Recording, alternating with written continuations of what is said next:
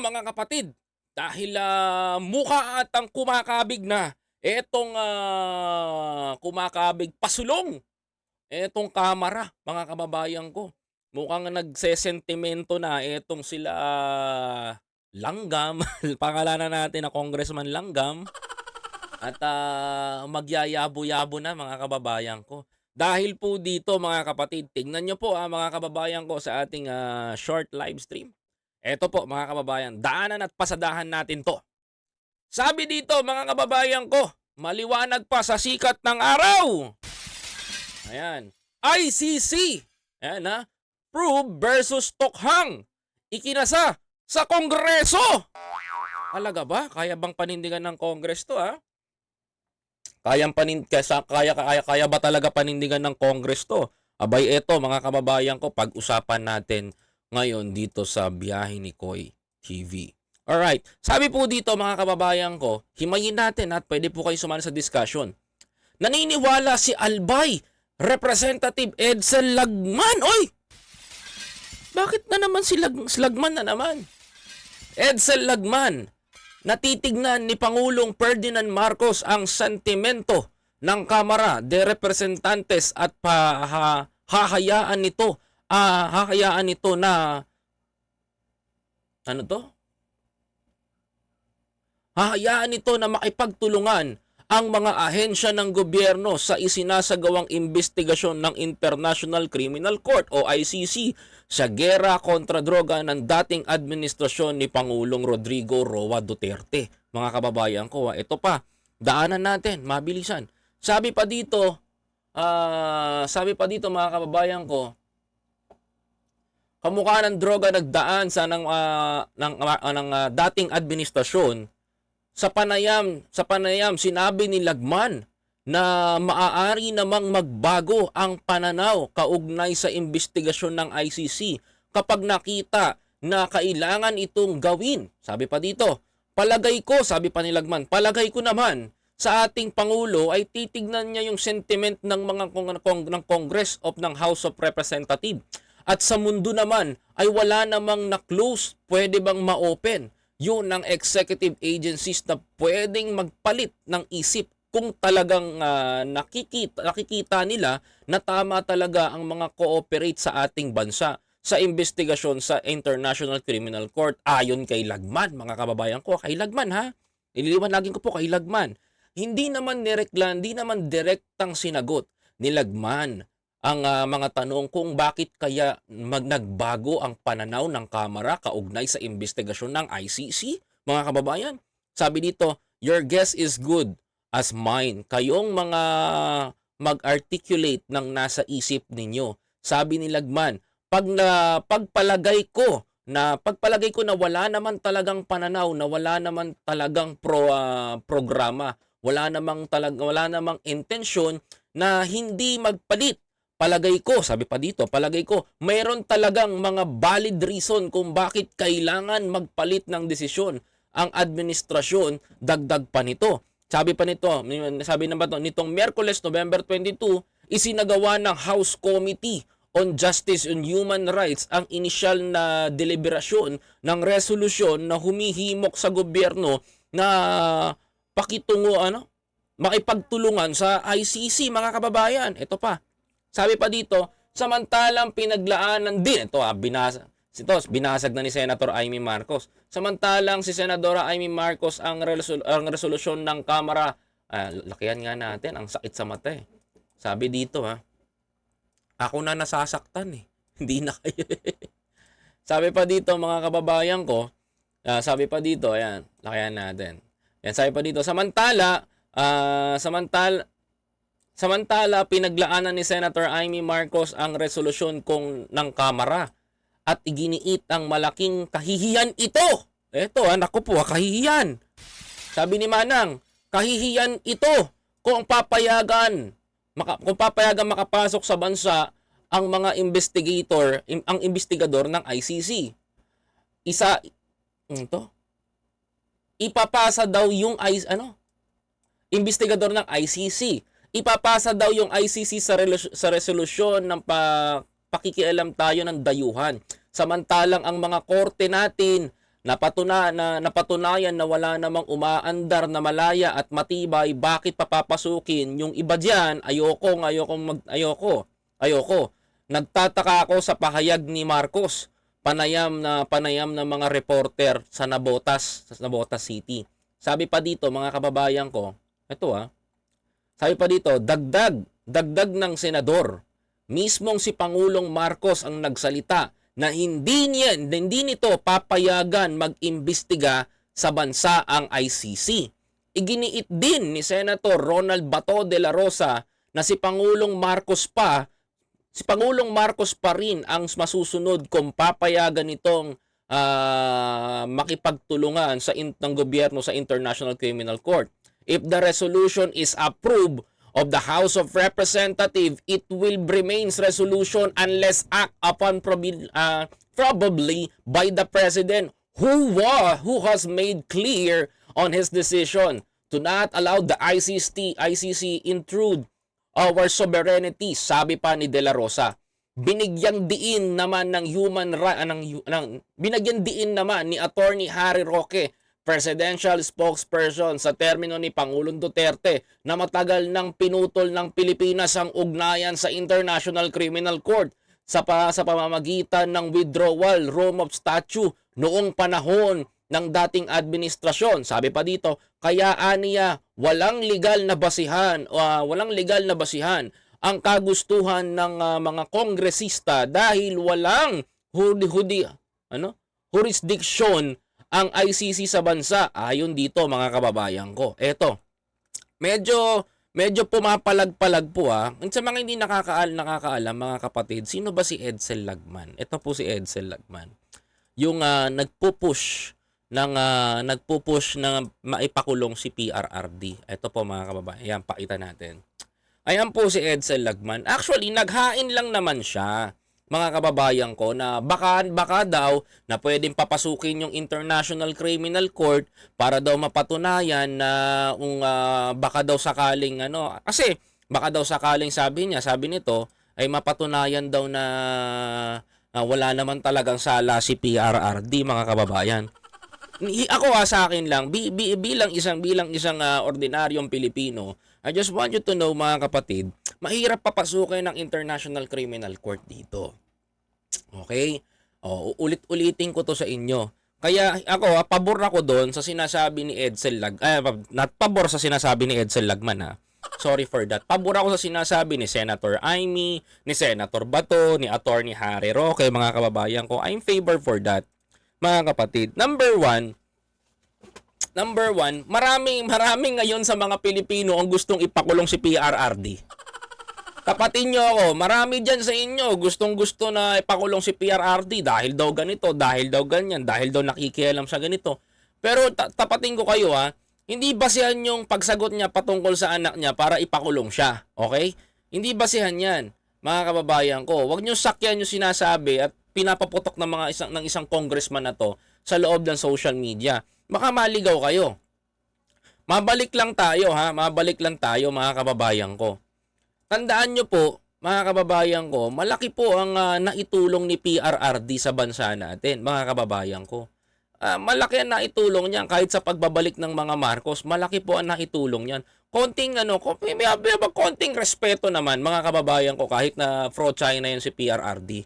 Mga kapatid, konting respeto pa rin. Hindi pa rin natin siya pwedeng i-bypass na babastusin natin ng ganon. I don't like that, mga kababayan. Pwede kayong kumastigo. Pero yung sasabihin nyo sa sarili ninyo na ito, babatikusin ko to, ipakukulong ko to because pro-China to. Hindi pinanagutan yung sa West Philippine Sea. Pangako niya, hindi niya nagawa. Nandahil lang ba doon, mga kababayan ko? Tandaan nyo to, mga kapatid. Straight to the point ako, sasabihin ko sa inyo to. Sa isang pagkakamali ni PRRD, marami pa rin na magagandang nagawa niya. Totoo yan. Kahit na kinakastigo ko si Pangulo dito dahil dun sa hindi niya natupad. Bakit, mga kababayan? Pwede naman natin gawin yun, pero hindi basihan yun para sabihin natin na ipakulong, mga kapatid. At hindi ko pakakawalan yung pagkakataon na to na sabihin sa lahat ng mga Pilipino na kahit maghain pa na maghain ang mga taga-kongreso at ang mga taga-tropa ni Tambal, mga kababayan ko, alam niyo na, who is Tambal, di ba? uistambal mga kababayan ko, kahit maghain pa sila ng samot-saring reklamo sa ating gobyerno at maghain pa sila ng maghain mga kababayan ko, lagi nyo pong tatandaan to. Makakapasok lamang ang International Criminal Court kung meron pong kung meron pong nangyari sa bansa natin. Example mga kababayan ko, ano po bang pwedeng mangyari? BNK, ano bang pwedeng mangyari? Pwedeng mangyari paano makakapasok ang ICC? For example, nagkaroon po ng giyera. Nagkaroon po ng giyera sa pagitan ng Pilipinas at China. Binomba po tayo ng China. For example, binomba po tayo ng China. At yung ating justice system at ang ating kongreso, ang ating pamahalaan, ang ating justice system ay wala na pong umiiral. At hindi na po pwedeng pakinabangan. Mga kababayan ko, dyan lang po pwedeng pumasok ang International Criminal Court na mamumuno at tatayo sa ating natatayo sa ating justice system. Diyan po sila pwedeng pumasok mga kababayan ko, kagaya ng nangyari sa Haiti, mga kapatid. Ganun po ang nangyari doon. Pumasok po ang ICC, ipinakulong po yung kanilang presidente doon noon sa Haiti, mga kababayan. Now, mga kababayan ko, mga kababayan ko, sinabi rin ni Pangulong Ferdinand Bongbong Marcos noong panahon ng kampanya, I remember these words came from the President, mga kababayan ko. Tinanong siya ni Boy Abunda that time na papapasukin niya ba ang ICC. Ang sagot ni Pangulong Bongbong Marcos, yes. Yes, ang sagot ni Pangulong Bongbong Marcos, but may kasunod yon. Sinabi ng Pangulong Bongbong Marcos na yes at merong but, mga kababayan, bagkos, sabi niya, mga kababayan ko, it's a playtime nga yung sinabi ni Pangulo eh. Sabi niya pang ganon. Yes, but turista lang sila dito sa Pilipinas, mga kababayan ko. It's very clear, mga kababayan ko. Hindi pwedeng magkaroon ng ang pagpasok ng International Criminal Court dito sa Pilipinas dahil, mga kababayan ko, meron po tayong justice system. Buhay pa po ang ating hudikatura ng ating Pilipinas, ang sistemang panghustisya ng ating bansa. Andiyan po ang DOJ, andiyan po ang Korte Suprema. Tama po yung sinabi ni Senator Amy Marcos dito, mga kababayan ko. Sabi po, eto po, maliwanag na sinabi ni Manang Amy. Ayan, no? Ayan. Samantalang pinalagan ni Senator Amy Marcos ang resolusyon ng Kamara na iginigiit na malaking kahihiyan ito kung papayagan makapasok sa bansa ang mga investigador ng ICC. Ayan, ipapasa daw ito yung ICC sa resolusyon na pakikialaman tayo ng mga dayuhan, samantalang sa mga korte natin napapatunayan naman na umaandar na malaya at matibay. Bakit papapasukin pa yung iba dyan? Ayoko magtaka. Pahayag ni Senator Amy Marcos sa panayam sa reporter sa Navotas City, mga kababayan ko. 'Di ba? Tama yung sinabi ni Manang Amy. Bakit natin papapasukin? Gumagana naman ang justice system natin dito. Okay naman ang DOJ. Okay naman ang Korte Suprema ng Pilipinas, mga kababayan ko. Ang gusto kasi nilang mangyari at ang gusto kasi nila, mga kababayan ko, na mga dilawan ay makaganti kay PRRD. Tapatan na tayo. Gusto nilang makaganti. Kasi, mga kababayan ko, inyo imagine, Senadora, nauso lang naman yung pagpapapasok ni Lagman ng ganyan because, mga kababayan ko, pinalaya si De Lima eh. 'Di ba? Ang gusto kasi ng mga dilaw ngayon, ganti-ganti. Sa pamamagitan ng pagpapakulong, gumaganti sila, mga kababayan ko. Kailan kaya matatapos yung ganyang nila, no? Ganyan kaya matatapos yung mga ganyang eksena nila, mga kababayan ko. Kada na lang may mauupang presidente, may mga nakukulong na opisyal.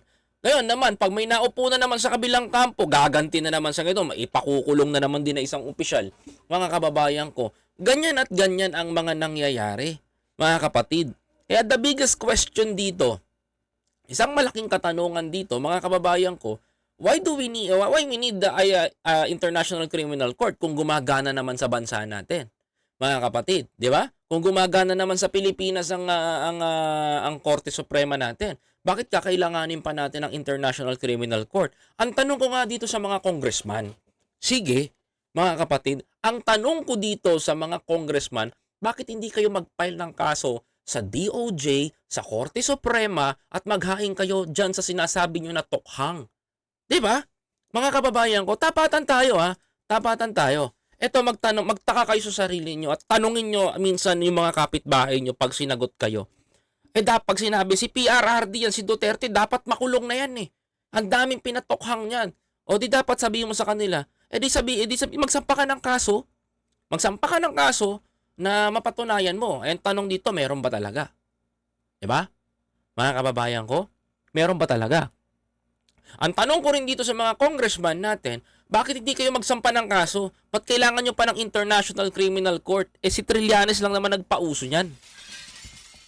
Kailangan pa bang ganun ba kalakas si PRRD? Kailangan pang papasukin yung ibang banyaga para pakialaman ng ating soberenya? Para lang masabi na mapapakulong natin si Digong? Ganun ba yon?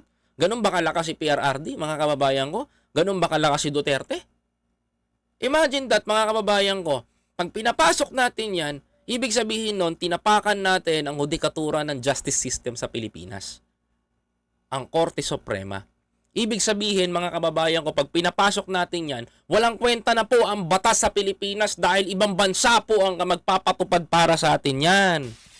Ganon po ang ipamumuka at isasampal sa ating mga abogado, sa ating mga hukom, sa ating mga piskal, sa mga prosecutor, mga kababayan ko. Ibig sabihin nun, hindi po working yung trabaho nila dahil hindi nila kaya patunayan. Pero mga kababayan ko, try kaya ng mga kongresista na yan na magsampa ng kaso dito sa justice system sa Pilipinas. Let's see kung mapakulong nila si PRRD. Bakit, mga kababayan ko, hindi nila kaya magsampa? Kulang sila sa ebidensya. At tandaan nyo, mga kababayan ko, mahihirapan silang magsampa dahil, mga kababayan ko, until now, kahit sabihin ni Digong, pang, binaril ko to, binaril ko yan, binaril ko to, it's hearsay, hindi pa rin po napapatunayan. Kung gusto rin nilang imbestigahan yung nangyari sa ng human rights doon sa mga natokhang, mga kababayan ko, may mga napanagot tayo. Like Kian De Los Santos case. Hindi ba natin napanagot yung mga pulis na po na kumitil ng buhay ng inosenteng bata na yon? Hindi ba natin napatunayan sa ating Korte Suprema? Mga kababayan ko, yung mga pulis po na sangkot doon, mga kapatid, ay nahatulan na po ng korte natin. At ang iba pong ang iba po na mga nadamay sa war on drugs that time ng administrasyon ni Pangulong Duterte, napanagot po natin. Mga kababayan, bakit kailangan natin ngayon at bakit kailangan natin i-insist at papasukin pa yan kung sa mga bagay na ganito ay napapanagot naman ang gumawa ng pagkakamali at pagkakasala sa ating batas? Mga kababayan ko, let's make it easy. Sa makatuwid, mga kababayan, dahil gusto nilang papasukin ng ICC, gaganti sila kay Digong, mga kababayan ko.